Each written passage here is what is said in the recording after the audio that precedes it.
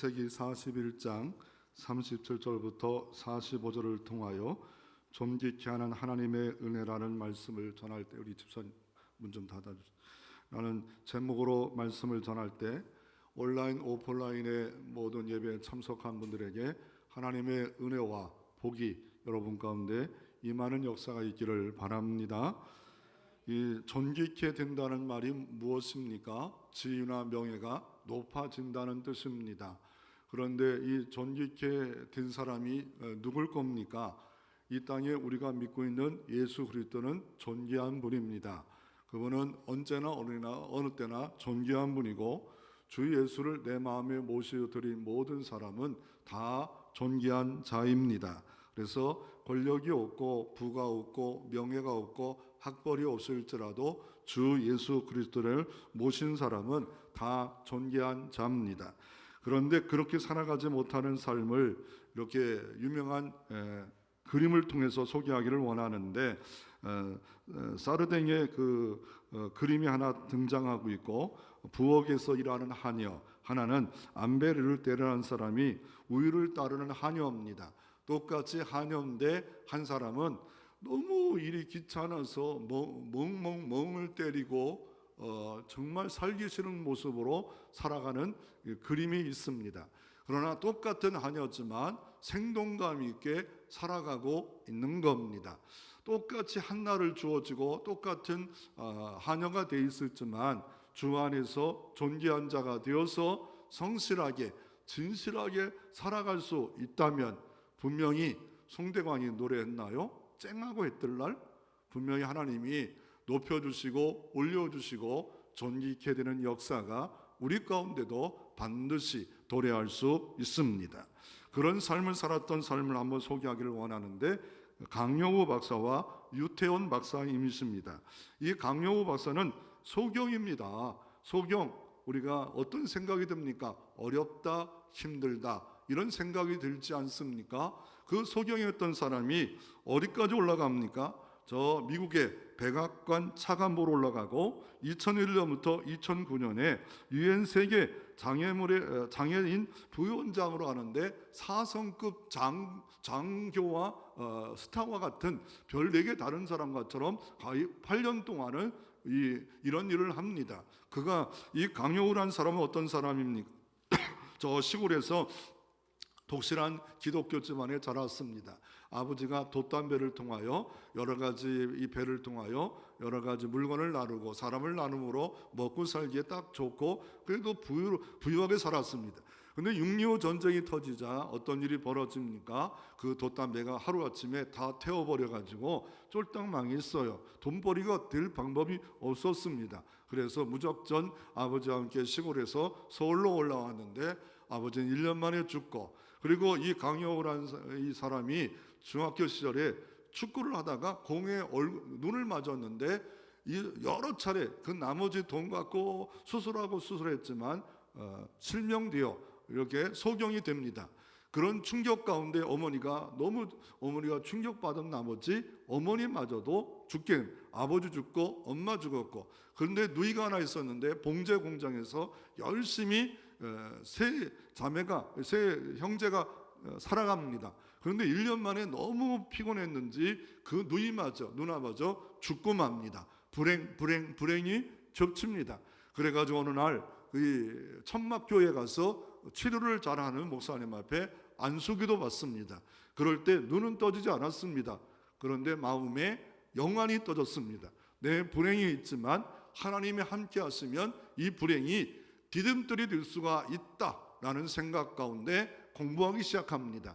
그래서 공부하고 유학을 가고 여러 가지 하나님의 도우심 때문에 결혼도 하고, 결국은 나중에 별 4개짜리 장교와 같은 스타와 같은 그런 대우를 받았고, 더 나아가 그 아들 둘이 있었는데, 하나는 안과 의사, 하나는 변호사가 되어서 세계의 많은 사람을 변호해주고 또 눈을 개안 수술을 하는 아들이 되었고, 결국 2012년에 하나님의 부르심 때문에 천국 가서 영원한 안식을 누리고 있는 강영우 박사입니다. 그 불행으로 말미암아 불행의 늪에서 결국 어려움 가운데 살 수밖에 없었지만 그는 존귀한 자가 되었고 지금도 존귀한 사람으로 인정받고 있습니다. 또 한 사람이 있는데 이 사람은 바로 유태원 박사입니다. 이 유태원 박사는 머슴의 가정에 태어나 머슴으로 살았습니다.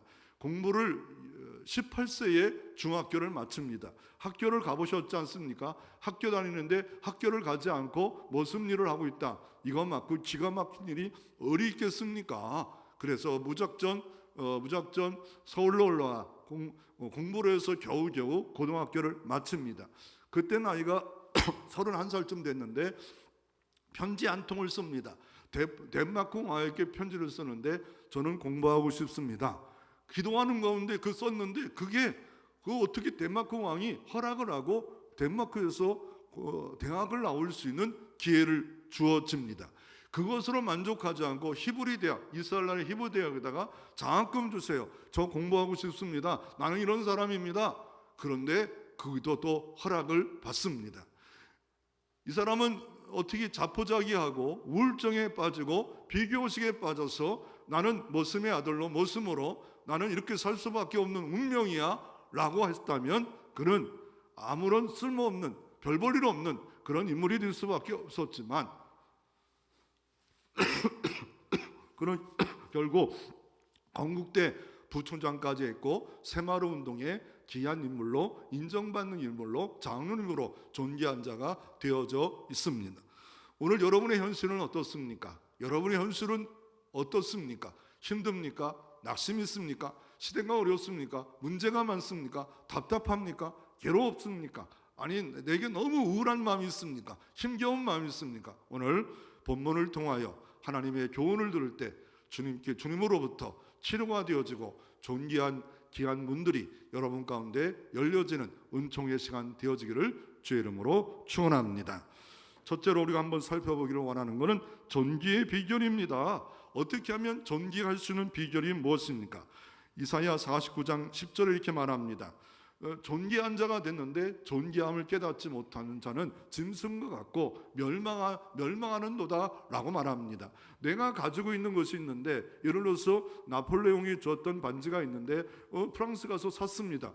그런데 이게 나오다 보니까 세금이 너무 많은 거예요. 왜 그럴까 해서 나중에 이 호박 반지를 감정을 맡겨봤더니 이거는 싼 게 아닙니다. 한 3천만 원 됩니다. 다른 데 갔더니 4천만 원 주겠습니다.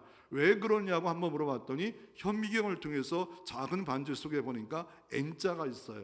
나폴레옹 황제가 조세핀에게 주었던 호박 반지입니다. 그럴 때 그 가격은 어마어마하게 올라갈 수밖에 없는 일입니다. 그 가치를 모르는 거예요. 내 가치가 뭘까? 인간의 가치가 뭘까? 주님은 이렇게 말합니다. 시편 기자를 통해서 이렇게 말합니다. 8절 6절에 그를 하나님보다 조금 못하게 하시고 영화와 존귀로 관을 씌우셨으니 주의 손으로 만드신 것을 다스리게 하시고 만물을 그 발 아래 두셨으니 모든 짐승보다 인간을 하나님보다 조금 못하게 창조했고 모든 만물을 다스리는 만물의 영장으로 하나님이 설계했다라고 말하고 있습니다. 또 인간을 얼마나 대단한지 하나님의 형상을 입었다. 하나님의 형상을 입은 것은 인간밖에 없습니다. 하나님의 형상을 입은 인간은 IQ가 낮더라도 어마어마한 능력을 가지고 있는 겁니다. 하나님의 형상이 있기 때문에 그렇습니다.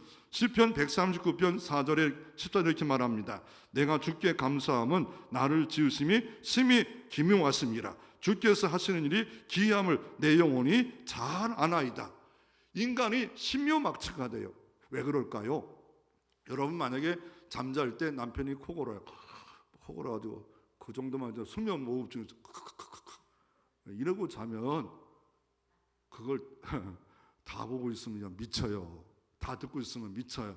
잠자는 딱 들어가는 순간에 다 어떻게 해요? 안 들려요. 지금 만약에 지구가 그 어마어마한 속도로 돌아가는 자전 공전한 소리를 듣게 되면 어떻겠습니까? 자전 공전 소리를 듣게 되면요 어떻겠습니까? 귓구멍이 터져요. 하나님이 못 듣게 하셨어요. 그런데 내가 소모지기처럼 너무 잘 듣는다. 내가 잠을 자는데 우리 집에 있는 지가 있는데 지가 움직임이 지금 5cm 움직였다. 그것도 너무 대단한데 뭐가 움직여요? 우리 집에 있는 바퀴벌레가 10cm 움직였다. 이러면 얼마나 힘들어요. 밤새 지금 바퀴벌레가 움직였어. 지새끼가 움직였어. 소머즈 기가 아닌 걸 잠잘 때 좋은 거 아니겠습니까? 물론 뭐 이렇게 이렇게 움직일 때는 잘 들리는 사람은 나쁘지는 않겠지요. 근데 주의 일꾼들은 잘 안 듣는 게 좋아요. 흉볼 때 들리면 미쳐요. 안 듣는 게 좋아요.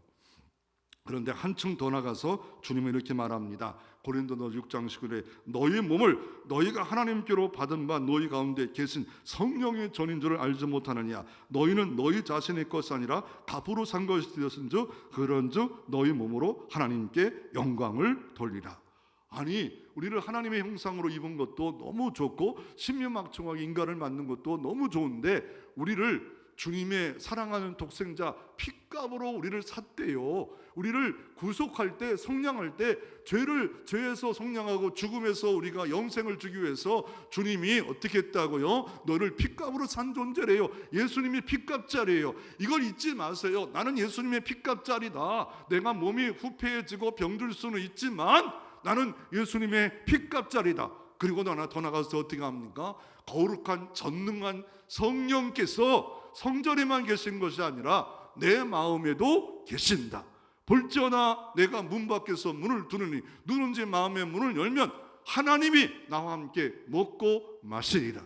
전능자가 함께 하십니다. 돕는 자가 함께해 주십니다. 그만큼 존귀한 자가 어디 있겠어요? 예수님 핏값짜리 그 값어치가 뭐예요? 여러분의 값어치가 뭐예요? 주님의 핏값으로 산 존재가 교회요, 성도입니다. 귀한 존재입니다. 위대한 존재입니다. 그런 존재가 내 가치를 몰라서 지나치게 낭망한다든지 지나치게 우울한다든지 이러면 안 됩니다. 그래서 존귀한 존재가 성도입니다. 왜요? 에베소 말씀해 보니까 우리를 성도라 불러요. 아니, 나 같은 죄인을 마땅히 멸망받아야 되는데 성도로 불러요. 이거 성도와 같은 말은 성자입니다. 성자 어거스틴 이렇게 천주교 부르잖아요. 근데 우리를 성도란 불러요. 이건 말이 됩니까? 우리를 거룩한 성도래요. 이게 성자래요. 더 나아가 의인이래요. 우리 보고 의인이래요. 의인. 야, 대단하지 않아요? 우리가 뭐가 의의가 있어요? 열어보면 희칠한 무덤처럼 이 송을 보면 볼수록 다 더러운 쓰레기로 가득 찬 내 모습을 보고 과거에 더러운 게 얼마나 많습니까? 주님의 의를 덮으심으로 말미암아 칭의를 해버리셔가지고 의인이래요. 더 나아가 뭐라 말합니까? 주님은 너는 하나님의 성령의 전이래요. 아니, 내 더러운 곳에 성령이 계시다니. 전능한 성령, 오략의 성령, 돕는 성령이, 보혜사 성령이 전이래요. 더 나아가 에베소 2장 8절에 너희는 하나님의 만드신 바라. 이 만드신 바를 헬라어로 포에마입니다. 이걸 다른 말로 또 이게 원어로 보면 뭡니까? 포임입니다. 포임과 포에마가 같은 이 어근을 갖고 있는데 시입니다. 우리를 하나님의 시처럼, 하나님의 걸작품처럼 우리를 보고 계시고, 더 나아가 뭐로 봅니까? 너는 보배롭고 존귀한 자다. 내 핏값으로 너를 샀으니 나는 두려워 말라, 놀라지 마라. 주의 의로운 오른손으로 너를 붙들어 주시리라. 아멘 하신 분의 갑절이 복이 있기를 바랍니다. 이 존귀한 사람은 어떻게 살아갑니까? 이사야 32장 8절에 이렇게 말합니다. 존귀한 자는 존귀한 일을 계획하나니 그는 항상 존귀한 일을 서리라. 복 있는 자는 복의 열매를 맺어요. 사과는 사과 열매 맺히고 배는 배 열매를 맺히고, 그거 마찬가지로 존귀한 자는 존귀한 일을 계획하고 존귀한 자에 서 있습니다. 존귀한 게 뭘까요? 고린도서 10장 3절에 30일 먹든지 마시든지 무엇을 하든지 하나님께 영광을 돌리게 하라. 내가 술을 먹을 수 있고 담배를 먹을 수 있지만 이 담배 몸으로 몸도 해롭고 술에 너무 취해서 덕도 질서도 잊어버린다면 하나님의 영광은 아닙니다. 그래서 안 먹고 거절하는 거예요. 절제하는 거예요. 그래서 로마서 14장 8절에 이렇게 말합니다. 우리는 왜 존귀한 사람입니까? 어떻게 살면 존귀한 삶을 살 수 있어요? 사도 바울은 위대한 고백을 합니다. 살아도 주를 위해 살고 죽어도 주를 위해 산다. 이런 사람은요, 팬데믹이 오더라도 끄떡없어요. 왜요? 살아도 예수를 왜요? 죽으면 천국 간다는데 뭐가 그렇게 겁이 나겠습니까? 어떤 기사를 보니까 이런 기사가 있더라고요. 어떤 기사를 보니까 어떤 기사가 있냐면요, 저 한강에 사람이 빠졌는데 한강에 구조대원이 둘이 빠졌어. 한 사람은 수녀, 한 사람은 국회의원이 빠졌어요. 그런데 국회의원 먼저 건졌어요. 그래가지고 기자들이 놀랬어요. 수녀를 먼저 건져야지 왜 국회의원을 했냐? 그랬더니 이 사람이 아주 유머 있게 빠져나갑니다. 뭡니까? 국회의원을 오래 두면 입이 더러워서 그 한강물이 더러워질까 봐 빨리 빼냈어요. 그랬더니 어이가 없잖아요. 맞다, 맞아. 그래가지고 피했다는 이야기가 있습니다. 요셉은 존귀한 자가 오늘 본문에 됐다라고 말하고 있고, 이거를 하나님의 큰 그림, 하나님의 빅피처입니다. 하나님의 큰 그림, 우리가 작은 그림으로 사는 게 아니라 하나님의 거시한 그림으로 빅피처를 갖고 큰 그림을 갖고 살아가야 되는데, 요셉에 대한 이야기가 나오는데 지금 나이로는 언제냐면 30대의 이야기입니다. 요셉이 이제 등장하는 것은 언제부터냐면 야곱의 11번째 아들로 12아들이 있었는데, 요셉이 어때요? 채색 옷을 입어요. 장자용 옷을 입어요. 그리고 너무 많이 야곱이 사랑해요. 형들이 다 일 나갔는데 일도 안 가고 도시락 갖다 줬다가 그 장소에 없으니까 다른 장소까지 쫓아갑니다. 그때 멀리서 요셉이 오는 거, 왜 채색 옷을 입고 있잖아요. 눈에 딱 띄잖아요. 그랬더니 저놈을 죽이자. 형들이 공모합니다. 근데 죽이려 할 때 다른 한 사람이 죽이지 말고 이 구덩이에 좀 넣어버리시다. 구덩이에. 그래서 삽니다. 그리고 나서 어떻게 합니까? 유다라는 사람이 이러지 말고 저 미디안 장사꾼에게 20냥에 팔읍시다. 그래서 어떻게 합니까? 노예로 팔려 애국까지 이 가나안 땅에서 오게 됩니다. 17세의 나이입니다. 청춘의 나이입니다. 부모의 돌보심이 있는 나이입니다. 그때 와서 어떻게 합니까? 그때 보디발 장군의 건장한 나이로 홀딱 팔려 이렇게 벗겨진 몸이었지만 다시 열심히 성실히 일하자 가정 총무가 되어서 내 아내 보디발만 건들지 말고 모든 일제의 삶을, 돈을, 재산을 다 경영하라. 엄청난 자리까지 존귀한 자가 요셉이 되어집니다. 그런데 문제가 또 있었어요. 하나님이 형통케 하고 있는데도 문제가 생겨요. 왜요? 그 집의 여자가 문제예요. 부인의 문제예요. 이 보디발 아내가 문제예요. 날마다 꼬셔요. 날마다 눈짓해요. 날마다 동침하자고 그래요. 왜요? 요셉이 준수한 자라. 그만큼 애국 제국이 타락했다는 거 아니겠어요? 그 노예 그 아무것도 건장한 장군, 시위대장 그 장군이 있는데도 불구하고 만족하지 못하고 요셉을 날마다 꼬시는데 어느 날은 옷까지 벗겨버렸어요. 그래가지고 결국 어떻게 해요? 감옥에 들어가요. 근데 놀라운 일이, 노예는 죽음이에요. 그거는 뭐 노예인데요. 근데 왕의 시대 들어 있는 그곳에 장관급만 이런 정치범만 있는 곳에 요셉이 들어갑니다. 그 이유는 뭐 하나님의 은혜고 또 보디발 장군이 이건 아니겠다는 생각 가운데 뒀겠죠. 그리고 세월이 흘러갑니다. 무려 많은 세월이 흘러갑니다. 이제 거의 30세쯤 돼서 30세 되기 전 28세 꿈이 그 안에 있는 사람 두 사람의 꿈을 해몽합니다. 당신은 오늘 죽겠고 당신은 다시 등극합니다. 그래서 술 맡은 관원장과 떡 맡은 관원장인데 술 맡은 관원장은 살아납니다. 그리고 저를 기억하옵소서. 그런데 2년 동안 새까맣게 까먹었어요. 새까맣게 까먹어요. 그럴 때 참 치사하다, 원망할 수 있었지만, 그런데 누구는 까먹지 않아요? 하나님은 까먹지 않았습니다. 감옥에 있는 요셉을 알고 계십니다. 내가 가는 길은 그가 아시나니 나를 단련하신 후에 정금같이 나아가리라. 주님은 알고 계셨어요. 그래서 오늘 성경은 이렇게 말합니다. 창세기 41장 전에 마지막 절 23절에 술 맡은 관원장이 요셉을 기억하지 못하고 그를 잊었더라. 2년여 세월 동안 잊어버렸어요. 그런데 하나님은 일하고 계셨습니다. 어떻게 했냐면 그 나라 황제, 바로 그 황제에게 꿈을 꿉니다. 흉측한 꿈을 꿔요. 어떤 꿈을 꿨냐면요, 꿈을 꿨는데 어떤 꿈을 꿨냐면 첫 번째 꿈이 꿨는데 어떤 꿈을 꿨냐면 오늘 성경에 2절에 보면 살찐 7 암소가 갈밭에서 날강에서 나왔는데 그 뒤에 또 이 날강가에서 뭐가 나오냐면 흉악한 파리한 7 암소가 나왔는데 흉악한 파리한 7 암소가 이 튼튼한 아름다운 암소를 먹어버려요.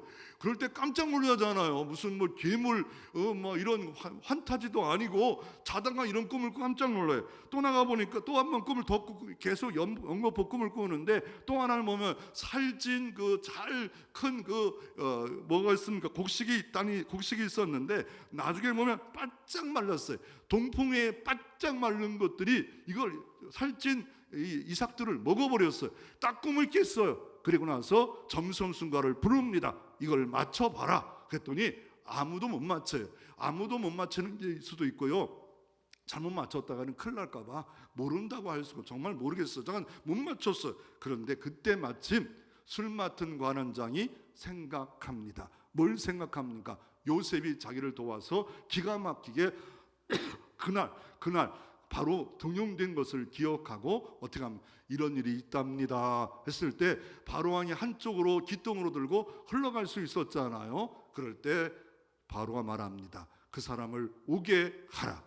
여러분의 삶에도 하나님의 섭리가 있어서 이 바로가 도와줄 자로, 아니 바로가 왜 도와줄 자예요? 그런데 이 적같고 정말 괴롭힐 수밖에 없는 사람이 도와줌의 역사가, 반전의 역사가, 역전의 역사가 하나님이 섭리하면 될 줄로 믿으시기를 바랍니다. 그래서 이 꿈을 해몽합니다. 그 해몽한 내용이 뭡니까? 7년 동안 풍년 후에 7년 동안 흉년이 오는데 엄청난 흉년이 옵니다. 그랬을 때 요셉이 꿈만 해몽하고지 않고 어떻게 합니까? 꿈만 해몽하지 않고 어떻게 합니까? 그리고 대안을 세우는데 7년 동안 창고를 져서 풍년 때 다 대비했다가 흉년을 대비하면 됩니다 라고 했더니 그냥 저 똑똑한 놈이네. 좀 상이나 줘라. 한 1억 정도 줘라. 이래도 놀라운 일. 아니면 저 노예에서 해방되면 좋기. 그 정도도 감옥에서 나오게 하래도 대단한 거 아니에요? 동의도 안 하세요? 동의 좀 해봐요. 감옥에 있다가 이 수염 깎고 옷 입고 나왔는데 한 2, 3년을 감옥에 있었는데 감옥에만 나와도 대박 아닐까요? 그런데 왕이 뭘 흥분했는지 요셉에 대해 뭘 알았는지 하나님의 압도됐는지 막 총리가 되게라, 금방 인장을 갖게 하라, 여기다가 목걸이를 갖게 하라, 모든 권한이 다 요셉에게 다 있다. 요셉에게 까불면 다 그냥 두지 마라. 내가 타고 다니는 버금스레 같은 그 요셉을 태우라. 막 그냥 올라가요. 거의 13년 동안 내려갔다가 잠깐 올라갔다가 내려갔는데 30세에 올라갔어요. 요셉의 꿈이 이루어졌어요. 그런데 문제가 뭐냐면요, 오늘 성경에 저도 옛날까지는 이 문제를 잘 못 봤어요. 45절에 보면 45절에 보십시오. 그가 요셉 이름을 사부와 바네라 하라. 아니 이름을 개명해요. 뭐 개명할 수 있잖아요. 황제가 일제시대 때 내가 좋은 사람, 똑똑한 사람 옆에 두고 개명할 수 있잖아요. 그런데 그걸 반대하는 사람도 있을 수 있어. 나 이름 못 바꿉니다. 내 옷도 못 바꿉니다. 이런 사람도 있을 수 있는 겁니다. 이름을 바꿨어. 근데 이름의 뜻이 뭐냐면 신의 사람이에요. 그러니까 이 나일강 이집트에는 이 신의 도움이 있어야 되는 이유가 뭐냐면 가나안 땅은 비도 와요. 근데 나일강은 비가 와서 농사지는 게 아니라 나일강이 저 애굽에서 아프리카에서 비가 많이 와서 범람을 잘 해야 이게 풍년이 되는 거예요. 이게 넘치게 넘어오면은 완전히 농사 망쳐요. 그래서 그 나일강에 신들이 많은데, 그러니까 뭡니까? 너도 신의 아들이다. 그래서 내 옆에 있어서 내가 어려울 때마다 신탁을 받아가지고 좀 말하는 사람이 되라. 그리고 애굽해버려요. 왜요? 히브리 사람 무시할 수 있지만 어떤 면은 존귀케 해주는 일도 될 수 있어요. 이름을 바꿔가지고 너 히브리 노예, 저 고센 땅에 있는 목축하는 일들 사람들 그렇게 하지 말고 우리 이름 가져라 라고 하면서 바울이 헬라식 이렇게 또 유대식으로 이름을 갖고 있었던 거, 사울 바울을 했던 것처럼 이름을 가질 수 있지 않겠습니까? 그런데 문제는 신의 아들이라는 게 문제입니다. 왜요? 요셉은 하나님 앞에 사는 자였습니다. 요셉은 언약의 자녀입니다. 요셉은 약속의 자녀입니다. 요셉은 가나안 땅에 살아야 될 그런 하나님의 특별한 섭리 가운데 아브라함, 이삭, 야곱, 요셉으로 흘러가야 될 그런 인물이었습니다. 그리고 또 하나가 뭡니까? 결혼, 가정의 문제가 생깁니다. 어떻게 결혼의 문제가 생깁니까? 온 제사장 보디발의 딸 아스나를 그에게 주고 아내를 삼게 하니라. 그런데 여기서 보면 온이란 땅이 어딥니까? 애굽이 전 세계를 다스리고 있을 때 옴은 가장 이집트의 중요한 도시입니다. 지금 말하면 미국의 뉴욕 같은 도시입니다. 그런데 이 온의 그 이 애굽에 뭐가 있냐면요, 그 신들의 가장 으뜸 태양신이 있는 거예요. 태양신이 있는 곳, 그러니까 우상의 집합소 장소가 온인데 그곳에 신처럼 여겨지는 사람이 누구냐면 보디베라입니다. 보디베라. 그러니까 신이고 그 딸이 있는데 아스타도 신입니다. 그 신처럼 여기는 우상의 신처럼 여기는 그 여자를 네 아내로 삼아라 라고 말합니다. 요셉은 여기 지금까지는 너무 잘했어요. 아니 총리가 된다는 건 엄청난 거예요. 감옥에서만 나와도 너무 대단한 거예요. 너무 존귀케 된 거예요. 그런데 이 순간만이라도 좀 정신을 바짝 차렸으면 다 애굽을 위해서 여러 가지 일들을 하겠지만 노골적으로 우상을 섬기는 일만큼은 황제시여 제발 피하게 해주시면 좋을 것 같습니다 라고 말하는 용기, 거절하는 용기, 이게 있어야 되는데 못했어요. 우리도 똑같지 않을까요? 여러분 가운데도 높아지기만 하면 다 좋은 건가요?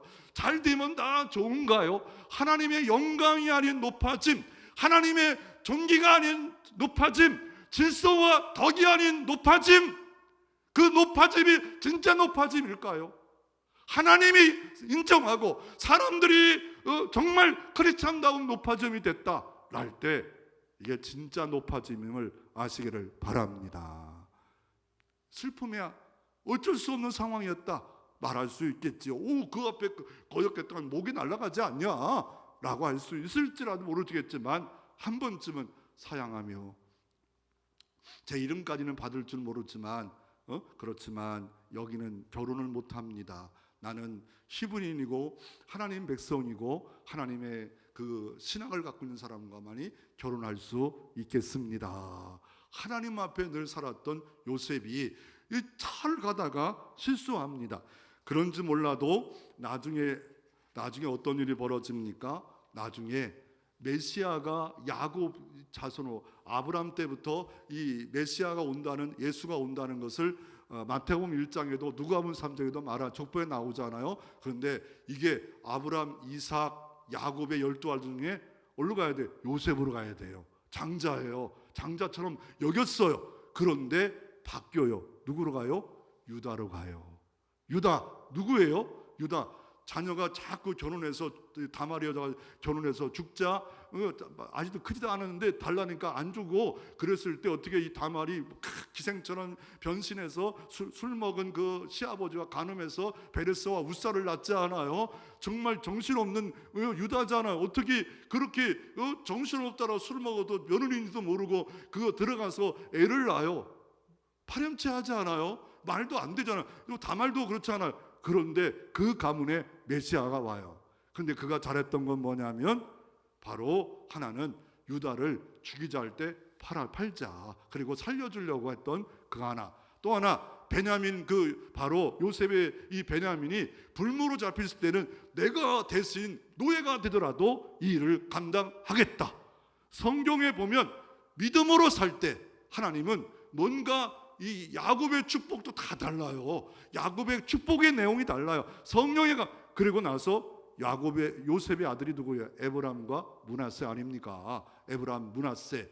므낫세가 장자예요. 뭐예요? 하나님이 내 모든 것을 망각하게 하셨다. 좋은 말이에요. 자, 하나님이 망각했다는 말 얼마나 좋아요. 내 아픔, 내 누명 다 망각했다. 그런데 문제는요, 하나님 우리는 망각만 갖고 있으면 안 돼요. 하나님의 은혜를 기억하고 이 므낫세보다 에브람이 더 좋을 때가 있어요. 에브람 왜요? 하나님이 이 땅에서 창대케 했다. 근데 문제는 이 땅에서 창대케 한 하나님 나라를 창대케 했다라고 정확히 해야 되는데 이거를 하지 못해요. 결국 야곱이 기도할 때 오금 맞춰서 막 기도해요. 장자가 기도할 때 요셉이 안 돼요. 아버지 얘가 장자예요. 아니다. 하나님은 이렇게 해야 된다. 결국 에브람은 장자가 됐고 나중에 교만하고 나중에 어떻게 해요? 이살과 이스라엘과 유다가 나눌 때 이 에브라임이 10지파의 대표가 돼버려요. 그리고 나중에 교만해버려요. 이게 에브라임이에요. 에브라임.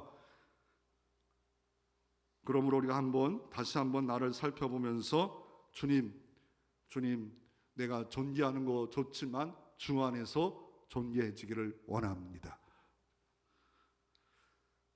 안데르셈이라는 사람이 있는데 정말 못생겨서 한 번도 기염을 받지 못했는데, 그는 어떻습니까? 아버지 엄마도 술중도, 어머니도 너무 거렁뱅이같이 살았지만 독실한 은혜 가운데 그는 163편의 여러 가지 작품을 만들어 동화를 써서 존귀한 자가 됐습니다. 그가 이렇게 말합니다. 하나님은 인간 모두에게 한 편의 동화처럼 우리에게 주셨다. 나는 주님과 함께 내 생명 다하는 날까지 거닐다가 한 편의 연극 동화 쓰다가 주님 오라고 하시면 갈 수밖에 없다라고 말하고 있습니다. 이 존귀는 여호와 하나님께로부터 온다라고 말합니다. 시편 96편 6절에 존귀와 위엄이 그의 앞에 있으며 능력과 아름다움도 그 성소에 있도다. 이 땅만 존귀한 게 아니라요, 저 천국 가면 우리에게 존귀와 영광을 영원토록 우리에게 덧입혀 준다고 말씀하고 있습니다. 하나님의 올리시면은 한도 끝도 없어요. 계속 올라가잖아요. 내려올 때도 잠깐 올라가잖아요. 여러분은 어느 상태입니까? 근데 너무 올라가서 그 당시에 2인자였던 이 제사장 딸까지도 내가 가지면, 내가 애굽화되면 안전할 수 있다. 애굽화되면 이제는 노예가 안 돼도 된다. 여러분, 노예가 될 때도 하나님의 함께 하셨어요. 감옥에 갈 때도 하나님이 함께해 주셨어요. 그런 마음 잊지 않았다면, 이 요셉이 거절만 한번 했다면, 나는 가난한 사람이에요. 가나안 땅에 죽어서 뼈라도 가져가 했던 이런 아름다운 사람이었지만, 그러나 잠깐 그 욕심과 탐심을 이기지 못해서 결국 유다가 메시아의 계보에 들어가는 이런 아픔이 있었습니다. 두 번째로, 그래서 이 존귀가 계속 머무는 방법이 뭘까요? 존귀가 계속 머무는 방법은 겸손입니다. 겸손이 존귀를 담는 그릇이에요. 겸손이 은혜를 담는 그릇이에요. 은혜가 계속 임하려면 겸손할 때 모든 예배 속에, 모든 기도 속에, 봉사 속에 은혜 받는 사람은 겸손한 자입니다. 겸손은 잠언서 18장 10 이렇게 말합니다. 사람이 마음이 교만은 멸망의 선봉이요 겸손은 존귀의 앞잡임이라.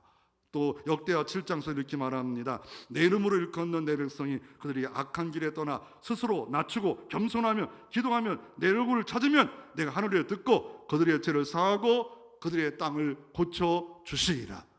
스스로 돌이켜 하나님께 겸손하면 이 땅을 고쳐 주십니다. 팬데믹을 하나님이 고쳐 주십니다. 여러분의 모든 삶을 고쳐 주십니다. 그래서 주 아래 겸손하면 하나님이 높여 주십니다. 야고보 장로, 기도의 장로, 낙타 무릎이었던 장로가 이렇게 말합니다. 그러나 더 큰 은혜를 주시나니 그러므로 일렀을 때 하나님은 교만한 자를 물리치시고 겸손한 자에게 은혜를 주신다 하였니라. 더 큰 은혜는 겸손한 자에게 주시는구나. 은혜가 날마다 머무른 방법은 겸손한 거예요. 그 사람에게 잠언서 22장 4절에 이렇게 말합니다. 겸손과 여호와를 경외함의 보상은 재물과 영광과 생명이라. 재물도 얻을 수 있고요, 영광도 얻을 수 있고요, 생명도 얻어요. 누가? 겸손한 자가. 그러면 겸손한 자가 뭐예요? 이 구약에 나오는 이 겸손의 뜻이 뭡니까? 겸손한 자가 뭐예요? 겸손한 척하는 게 겸손이 아니에요. 그냥 내가 부족하다고 느끼는 게 겸손이 아니에요. 하나님 앞에 내가 서는 거예요. 하나님 앞에 내가 서보는 거예요. 하나님 말씀에 검토를 당하는 삶, 이게 겸손이에요. 하나님 말씀이 가라고 가면 가고, 하나님 말씀이 서라면 서고, 하나님 앞에 서 있는 삶, 겸손이에요. 나는 온유하고 겸손하니 내게 배우라. 그러면 너희의 마음이 쉼을 얻으리라.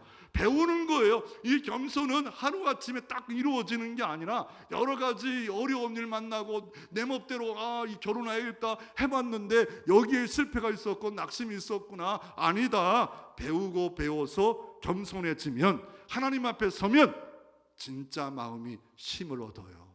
마음이 편안해져요. 온유와 겸손을 배운 만큼 축복이 있고, 온유와 겸손을 배운 만큼 하나님의 높여주심이 있고, 온유와 이 겸손을 배운 만큼 행복과 쉼이, 평화가 있습니다.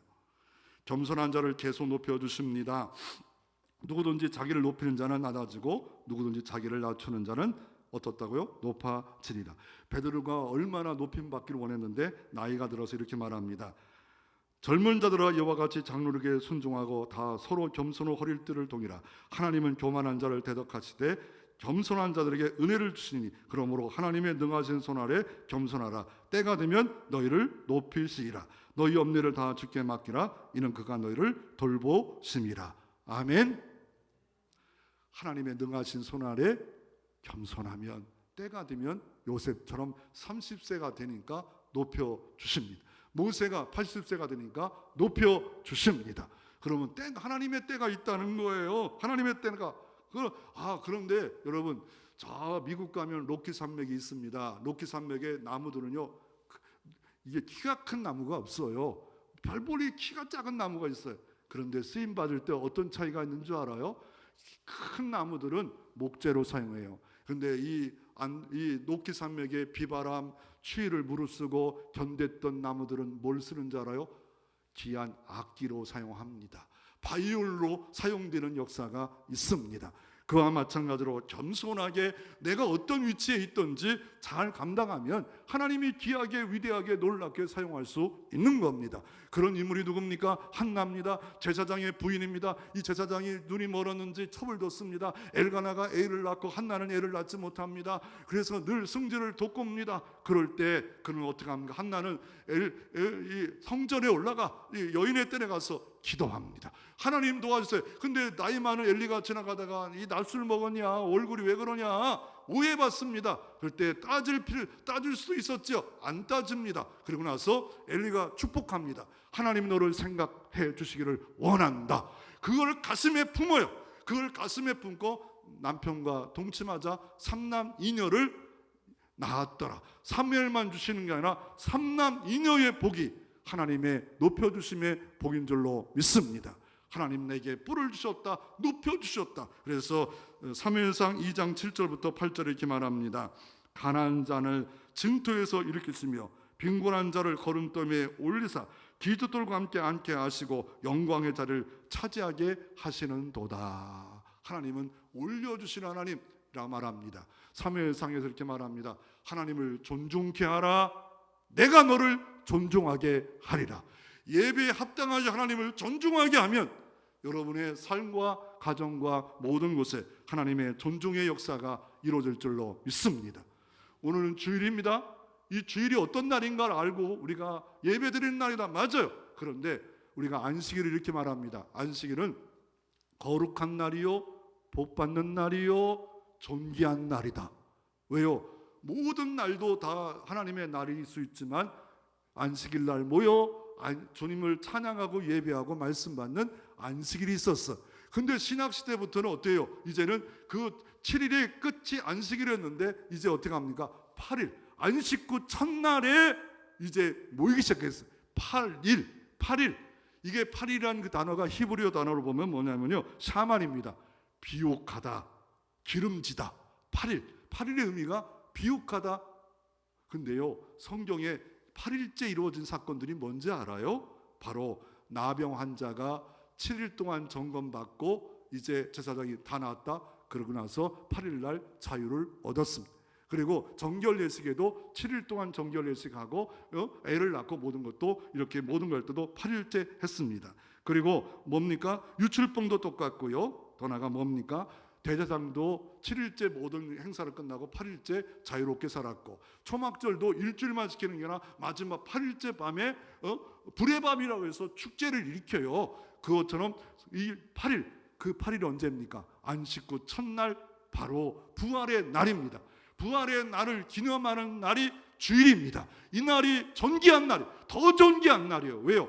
주님의 창조를 기억하며 안식을 누리지만 우리는 영원한 안식의 주님을 통하여 죽음의 권세 이기시고 부활해서 우리에게 뭘 줬어요? 영원한 안식을 주셨다는 것을 기념하는 날, 주일날. 이 날은 복 주시는데 하나님의 복이 겸손한 그에게 복이 쌓이고 오전 예배도 쌓이고 오후에도 쌓이고 새벽에도 쌓이고 하나님 때가 되면 높여주심과 기중케 하심 역사가 분명히 반드시 아브라함에게 복 주고 복을 주시라, 이 약속이 이루어질 줄로 믿습니다. 그런데 그 반대 사울왕은 어땠을까요?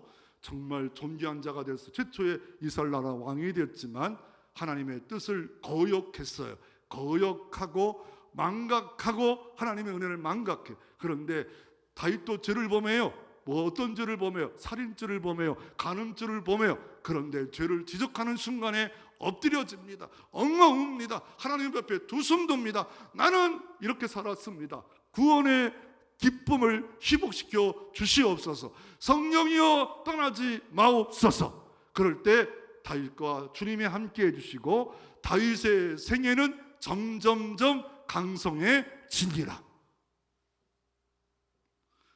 마지막으로 이 존귀케 되는 것을 구약에는 어떤 것을 이렇게 했을까 딱 떠오르는 성경이요, 조각목이더라고요.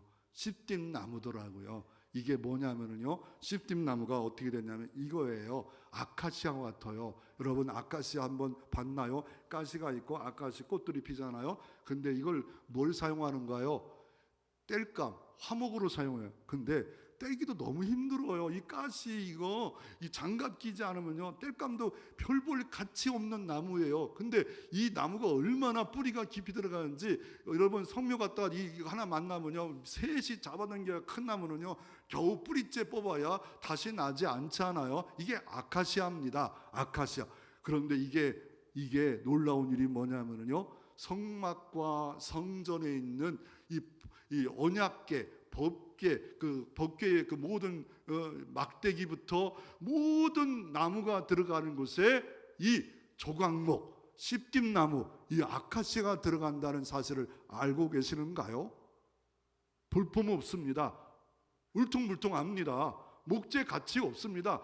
그 나라도 백향목이 있고 감람나무가 있고 올리브나무가 있고 좋은 나무가 있어요. 무화과 나무도 있고요. 그런데 왜 하나님께서는 이 나무를 사용하셨을까요? 이거는 이 일반적인 것으로 뭐냐면요, 이 나무는요 변형이 없어요. 변형이 없어. 오래 가도 변형이 없고, 두 번째가 뭐가 좋으냐면요, 이게 벌레가 먹잖아요, 오래 두면. 근데 법궤가 벌레를 먹었다? 이거 참 거시기하지 않아요?